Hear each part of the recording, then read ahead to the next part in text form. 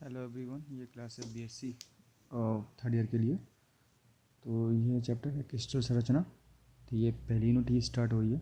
देखो, स्ट्रक्चर कैसे बनता है, मेरी बात सुनो पहले। तो स्ट्रक्चर बनता है दो चीज़ों से, एक होता है आकाश जालक और दूसरा होता है बेसिस। बेसिस का मतलब होता है आधार। तो आधार प्लस जालक मतलब सेम है, जैसे कि एक बिल्डिंग बना रहे हैं। और बिल्डिंग कैसे बनती है, पहले पहले तो उसका क्या करोगे आप, पहले तो उसका नक्शा बनाओगे, है ना। तो उसको बोलेंगे बेस। स्ट्रक्चर बनाया मतलब एक नक्शा बनाया, फिर उसमें आप एक झालक मतलब उसमें ईंट बजरी जो भी मटेरियल आप यूज करोगे वो डालोगे, तो एक बिल्डिंग तैयार होगी। सेम में जैसा ही होता है। तो पहले होता है इसमें बेस, तो एक बेस बनाते हैं। फिर होता है एक आकाश चालक, उसको ऐड करके एक टोटल क्रिस्टल पड़ती है, बनती है। ठीक है। तो आकाश चालक है क्या, एक्चुअली बताना होता हूँ। आकाश चालक क्या है, एक आकाश चालक में बिंदुओं का निर्मित अवयव होता है। अगर ए बी सी तीन मूलभूत स्थानांतरित सदिश एक्स वाई जेड के अंदिश लेने पर किसी जालक आर के सापेक्ष अन्य जालक बिंदु की आर की स्थिति निम्न जालक स्थान सदस्य दी जा सकती है। मतलब क्या है, ये देखो एक आर वेक्टर है, ये R vector n1 plus A plus n2 plus B plus n3 plus C vector, इसमें प्लस आर वेक्टर। मतलब क्या है, ये ट्रांसमिशन होते रहते हैं। मतलब क्या है कि एक वही वेक्टर बनता है। तो एक ट्रांसमिशन के बाद जहाँ पर n1 n2 क्या है, एक नियतांक है। ठीक है, एक स्थानांतरित ऑपरेटर होता है, ट्रांजिशन ऑपरेटर, स्थानांतरण संक्रिया कहते हैं इसको। ठीक है, तो इसकी परिभाषा क्या है। अतः आकाश जालक त्रिविमीय आकाश में स्थानांतरण संक्रिया टी द्वारा प्राप्त आर डैश का निर्मित अवयव होता है, जहाँ आकाश जालक के प्रत्येक बिंदुओं के चारों ओर हर प्रकार के समरूप विन्यास होता है। इनको बोलते हैं जालक बिंदु, दैट इज पॉइंट। देखो एक्चुअली क्या है कि एक स्ट्रक्चर होता है, तो वो स्ट्रक्चर जालक, सॉरी जालक क्या है, जालक एक निम्नलिखित अवयव है। एक आर वेक्टर है, उसके निम्नलिखित अवयव मैं बताता हूँ, अभी क्लियर हो जाएगा अभी आपको। तो देखो क्रिस्टल संरचना कैसे बनती है। एक तो बनता है बेस। बेस होता है उसका, बेस क्या है, क्रिस्टल। देखो ये बेंच चार्ज है, किसी स्टल या पदार्थ के अंदर नहीं होता, यह एक करती काल्पनिक अवधारणा है। ठीक है, कि जिसकी सहायता से हम ठोसों को क्रिस्टल से प्राप्त करते हैं।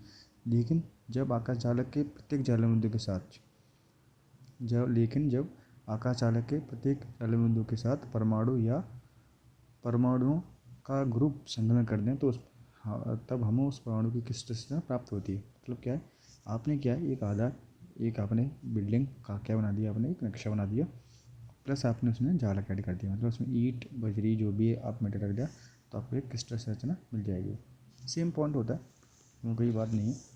तो जब आधार को आकाश जालक के जब आधार को आकाश जालक के जालक बिंदुओं से संलग्न करते हैं, तो प्रत्येक आधार पर परमाणु की व्यवस्था अभिविन्यासित या संगठन समरूप होना चाहिए। एक नॉर्मल सी बात है। ठीक है, तो ये क्या है, देखो आकाश जालक प्लस प्रत्येक जालक बिंदु और एक एक परमाणु, तब आपको मिलेगी क्रिस्टल संरचना। वो किस प्रकार की होगी, FCC SC या फिर BCC, उसको बता देंगे क्या होता है। ठीक है, तो ये सब चीज़ें हैं आपके, ये काम के लिए एग्जाम में तो नहीं आएंगी, तो कोई बात नहीं, है ना।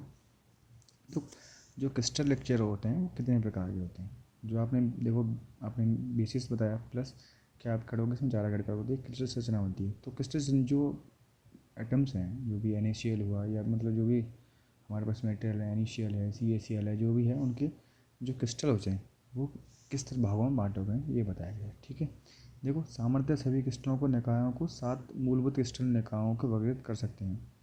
इन 7 मूलभूत निकायों को एक एक कोशिका के सदिश और उनके मध्य कोणों के आधार पर एक दूसरे से अलग करते हैं। इन 7 क्रिस्टल निकायों के 14 प्रकार के आकाश अलग होते हैं। मतलब क्या होते हैं, 7 प्रकार के होते हैं।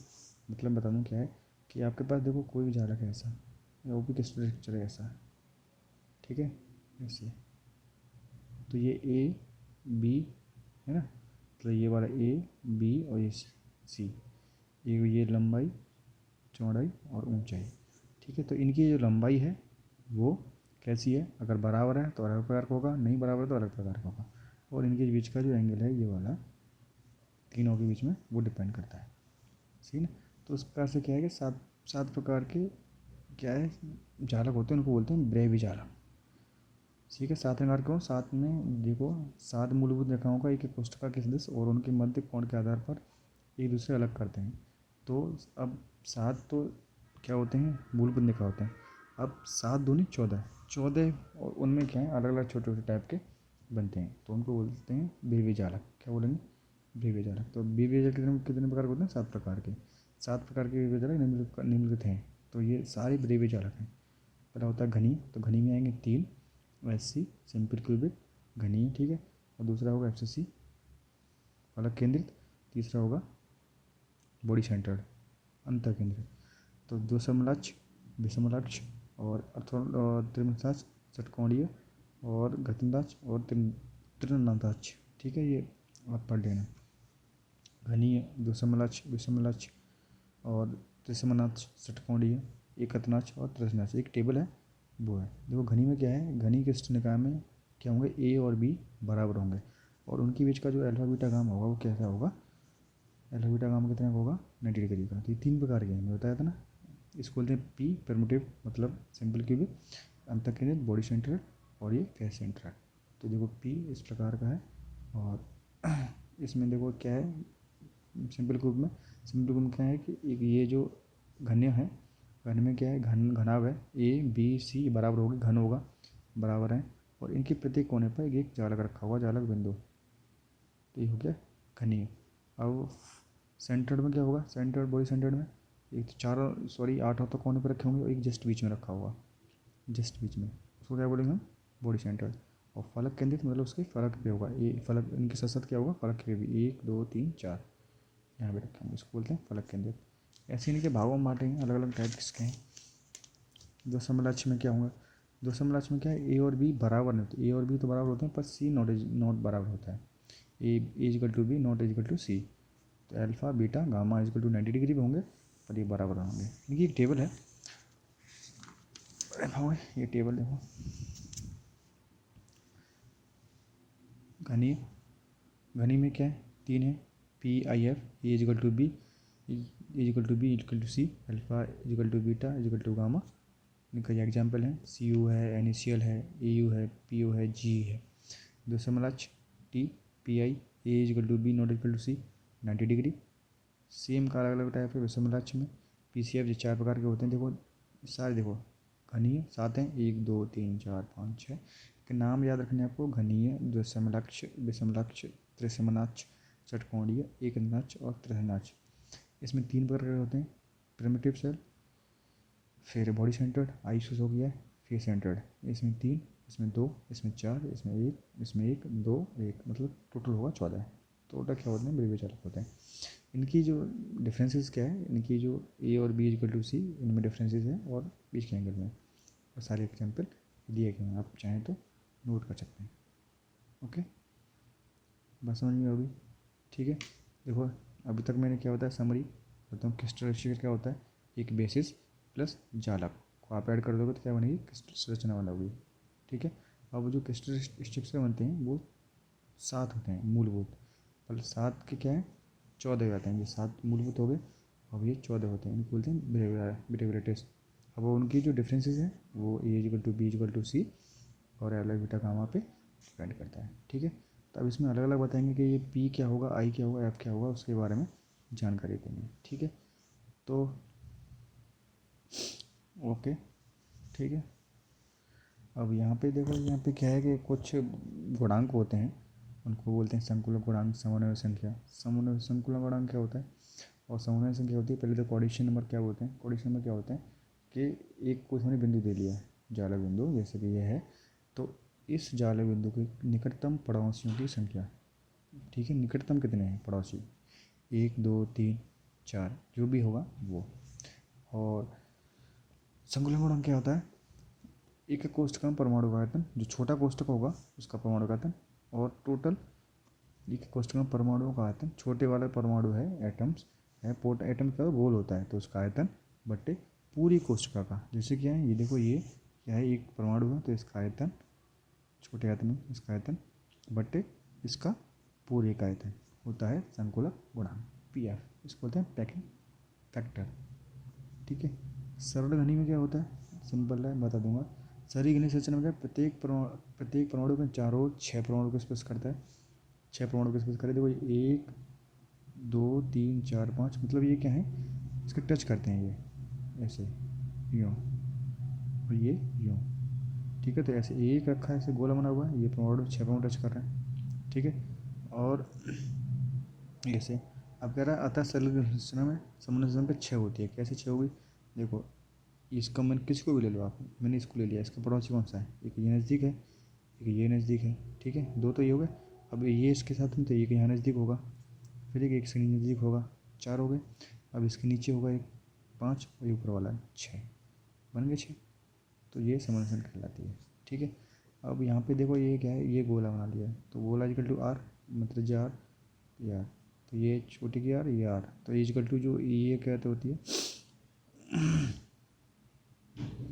ठीक है। तो ये पूरी जो ये कहलाती है, ये कहलाती है। तो इक्वल टू क्या होगा, 2r, सिंपल सा है, ओके। अब इसमें होता है एक सरल घनीय संकुचन गुणांक निकालेंगे बाद में, तो इसका फॉर्मूला सीधा आता है एन इफेक्टिव, बाद बता देंगे थोड़ा सा। तो सरल घनी संरचना की कोष्ठका में 2 परमाणुओं की मध्य दूरी कितनी होगी, 2r और ये जालक होता है ए के बराबर होती है, ठीक है। एक कोष्ठका का आयतन A Q equal to 2r upon की 8r क्यू, आर की फॉर्मूला लिया है। सरल घनी की कोष्ठका के प्रत्येक कोने पर एक परमाणु, ये सब क्या है, एक कोष्ठका में परमाणुओं का आयतन बी अपॉन 4/3 पाई आर, बता दिया कि एक गोले का आयतन कितना होता है 4/3 पाई आर का उसका। और सरल घनी संरचना का गुणांक कितना होगा, एन इफेक्टिव क्या होता है, देखो एन इफेक्टिव क्या होता है, एन इफेक्टिव ये तो गुणांक बाद में निकालेंगे, तो पहले तो एन इफेक्टिव निकालते हैं, ठीक है। तो एन इफेक्टिव निकालने का ये जो बोलते हैं एक कोष्ठका में प्रभावी परमाणु संख्या, ये कहलाता है एन इफेक्टिव। एक कोष्ठका में प्रभावी परमाणु कितने हैं वो कहते हैं एन इफेक्टिव। एन इफेक्टिव का फॉर्मूला क्या है, एन आई, एन आई का मतलब कि इंटरन उसके जालक के जो है क्रिस्टल स्ट्रक्चर है उसके अंदर कितना है परमाणु, प्लस एन एफ उसके सरफेस पे बटे 2, प्लस एन सी बाई 8, मतलब उसके कॉर्नर पे कितने रखे हैं बटे 8। ध्यान रखना फॉर्मूला क्या है, एन आई क्या है, उस जो बॉडी के अंदर क्या है एक परमाणु की संख्या कितनी है वो, प्लस एन एफ मतलब उसके सरफेस उसके फेस मतलब उसके जो फेसेस हैं उसके पे कितना रखा है बटे 2 और कॉर्नर पे, ठीक है। तो इसकी कितनी होगी, देखो एन आई सरल घनी में इसके अंदर तो कोई रखा ही नहीं है तो 0, प्लस फेस पे भी कोई रखा, यहाँ फेस पे भी नहीं है तो 0। अब एक कहाँ रखें 8, 1 2 3 4 5 6 8 हैं, तो 8/8 1 हो गई, तो इसलिए कितना होगा 1 होगा, ठीक है। अब सरल घनी संख्या क्या होती है, यहाँ पे फॉर्मूला होता है एन इफेक्टिव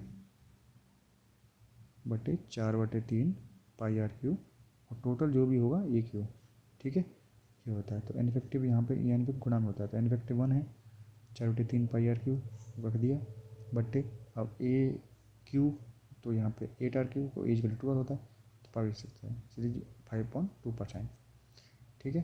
अब इनके जो मूलभूत सदिश दे रखे हैं ए इक्वल टू आई, तो A equal to I cap, A equal to J cap और A equal to K cap, तो 3 आ जाएंगे, A equal to I cap, B equal to A J cap, C equal to A K cap direction में, तो इसका आयतन हो गया, ठीक है।